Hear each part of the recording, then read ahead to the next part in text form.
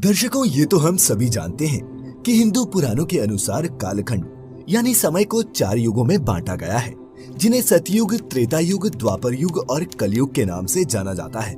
हिंदू पुराणों में ये भी व्याख्यान मिलता है कि जब किसी कालखंड में उस समय की परिस्थिति और मानकों के अनुसार धर्म का लोप होने लगता है, उस समय भगवान श्रीहरि अवतरित होकर अधर्मियों का नाश करते हैं और फिर तीनों लोकों में धर्म की पुनः स्थापना करते हैं। यही वो समय होता है मित्रों, जब एक नए युग का प्रारंभ होता है। लेकिन मित्रों, क्या आप ये जानते हैं कि इन चारों युगों की शुरुआत कैसे हुई और अंत होगा तो कैसे होगा? जानेंगे इन्हीं सवालों के जवाब आज की इस वीडियो में। नमस्कार और स्वागत है आप सभी का द डिवाइन टेल्स की इस नई वीडियो में। मित्रों, वैसे तो हिंदू धर्म शास्त्रों के अनुसार इन चारों युगों का कई बार पहले भी परिवर्तन हो चुका है, परंतु ऐसा माना जाता है कि सृष्टि के आरंभ में सबसे पहला कालखंड यानी कि युग सतयुग था। सतयुग की काल अवधि 4800 दिव्य वर्ष अर्थात 17,28,000 मानव वर्ष मानी जाती है। मित्रों, ऐसा माना जाता है कि इस युग में मनुष्य की आयु 1 लाख वर्ष के करीब होती थी। साथ ही सतयुग में मनुष्यों की लंबाई भी आज की तुलना में काफी अधिक होती थी। इस युग में पाप की मात्रा 0 विश्वा अर्थात 0% थी, जबकि इसी युग में पुण्य की मात्रा 20 विश्वा यानी कि 100% थी। फिर भी इस युग में श्रीहरि मत्स्य कूर्म वराह नरसिंह रूप में अवतरित हुए। अब यहाँ सवाल ये उठता है कि जब सतयुग में पाप ही नहीं था तो फिर श्रीहरि ने इन रूपों में अवतार क्यों लिया? तो मित्रों, आपको बता दूं कि जब परमपिता ब्रह्मा ने इस सृष्टि की रचना की थी तो उस समय देवों, मनुष्यों, नागों, गंधर्वों आदि के साथ साथ दैत्यों की भी उत्पत्ति की थी, ताकि सृष्टि का संतुलन बना रहे। और इसी संतुलन को बनाए रखने के लिए सतयुग में श्रीहरि शंखासुर, हिरण्याक्ष और हिरण्यकशिपु का वध करने के लिए विभिन्न अवतारों में अवतरित हुए। हिंदू धर्म ग्रंथों की माने तो चूंकि उस समय मनुष्य अपने विकास की ओर अग्रसर हो रहा था, अर्थात मनुष्य जानवरों से विकसित होता होता धीरे धीरे अपने वास्तविक रूप में आ रहा था। इसके अलावा श्रीहरि के ये सारे अवतार मानव के विकास के प्रतीक भी माने जा सकते हैं। लेकिन दर्शकों, अब यहाँ ये सवाल उठता है कि सतयुग का अंत कैसे हुआ? तो मैं आपको बता दूं कि हिंदू धर्म ग्रंथों के अनुसार ऐसा माना जाता है कि जब श्रीहरि का राजा दशरथ के घर श्री राम के रूप में जन्म हुआ, उसी समय सतयुग की कालावधि पूर्ण हो चुकी थी और राम के जन्म लेते ही एक नए युग का आरंभ हुआ, जिसे त्रेता युग के नाम से जाना जाता है। त्रेता युग की बात करें तो इस युग में श्रीहरि ने वामन और श्री राम के रूप में पूर्ण अवतार लिया, जबकि परशुराम के रूप में उन्होंने अंशावतार लिया था। इस युग की कालावधि 3600 दिव्य वर्ष अर्थात 12,96,000 मानव वर्ष मानी जाती है। इस युग में मनुष्यों की उम्र 10,000 वर्ष हुआ करती थी, जबकि लंबाई 100 से 150 फीट हुआ करती थी। इस युग में पाप की मात्रा 5 विश्व अर्थात 25% थी, जबकि पुण्य की मात्रा 15 विश्व यानी कि 75% थी।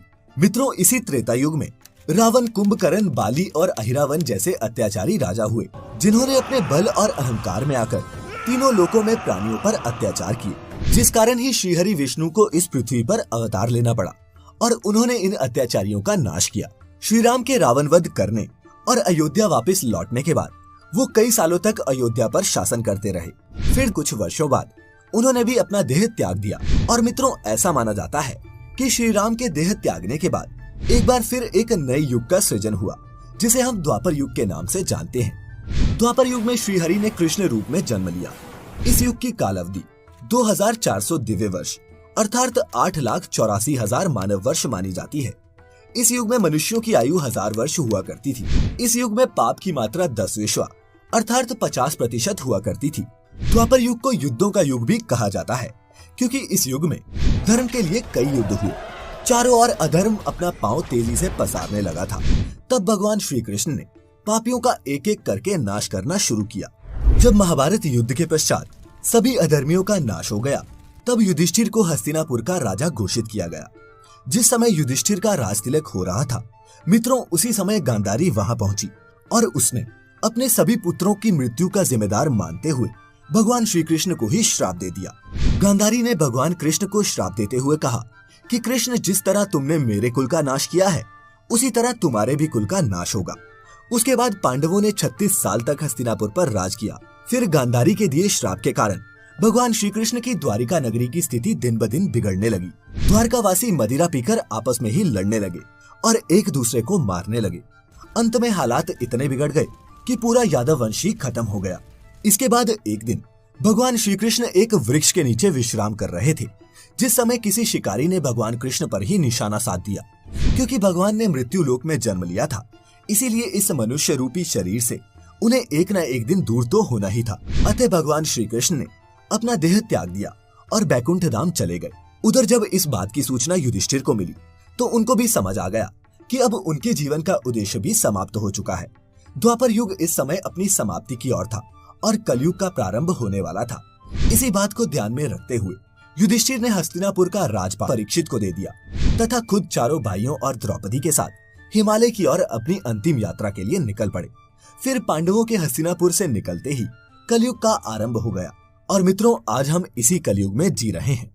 इस युग में पाप की मात्रा 15 विश्व अर्थात 75% मानी जाती है, जबकि पुण्य की मात्रा सिर्फ 5 विश्व यानी कि 25% ही रह गई है। मित्रों, आपको ये भी बता दूं कि अभी कलयुग का प्रथम चरण ही चल रहा है और ऐसा माना जाता है कि कलयुग का प्रारंभ 3102 ईसा पूर्व से हुआ था। यानी कि अभी तक कलयुग ने अपने 5120 वर्ष ही पूरे किए हैं, जबकि इसके अंत होने में अभी 4,26,880 वर्ष बाकी हैं। परंतु कलयुग का अंत कैसा होगा, इसका वर्णन पहले ही ब्रह्म पुराण में किया जा चुका है। ब्रह्म पुराण के अनुसार कलयुग के अंत में मनुष्य की आयु महज 12 वर्ष रह जाएगी। इस दौरान लोगों में द्वेष और दुर्भावना बढ़ेगी। कलयुग में उम्र जैसे जैसे बढ़ती जाएगी, वैसे वैसे नदियां सूखती जाएंगी। बेईमानी और अन्याय से धन कमाने वाले लोग बढ़ने लगेंगे। धन कमाने के लोभ में मनुष्य किसी की हत्या करने से भी नहीं झिझकेगा।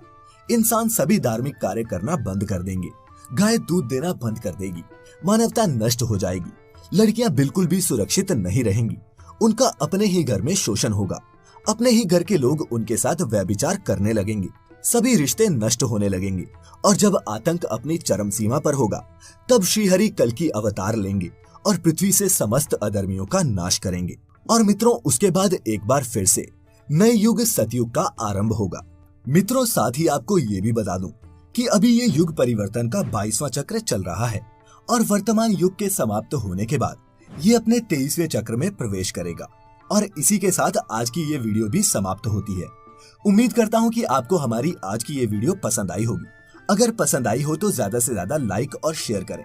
साथ ही अगर आपने अभी तक हमारे चैनल को सब्सक्राइब नहीं किया है तो अभी सब्सक्राइब कर लें और फेसबुक पर देखने वाले हमारे पेज द डिवाइन टेल्स को लाइक कर लें। आज की वीडियो में फिलहाल इतना ही।